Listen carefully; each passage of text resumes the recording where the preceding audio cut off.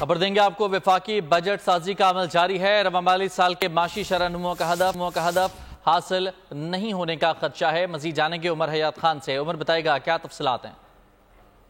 Budget سازی کا عمل جو ہے وہ جاری ہے اور رواں مالی سال کی جو معاشی شرح نمو کا ہدف ہے وہ حاصل نہ ہونے کا خدشہ ظاہر کیا جا رہا ہے، اور نیشنل اکاؤنٹس کمیٹی کا جو اجلاس ہے وہ کل طلب کیا گیا ہے، اور اجلاس میں معاشی اعداد و شمار کا جائزہ لیا جائے گا۔ رواں مالی سال کی معاشی شرح نمو کا جو تخمینہ ہے وہ پیش کیا جائے گا۔ زرعی، صنعتی اور خدمات کے شعبے کے جو اعداد و شمار ہیں وہ منظوری کے لیے پیش کیے جائیں گے، اور اس کے ساتھ ساتھ اجلاس میں گزشتہ مالی سال کے معاشی اعداد و شمار کی بھی منظوری دی جائے گی۔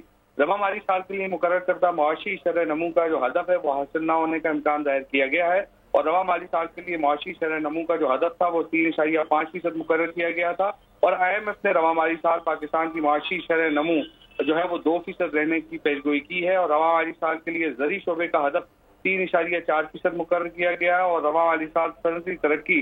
بہت شکریہ آپ کا تفصیلات کے لیے عمر حیات۔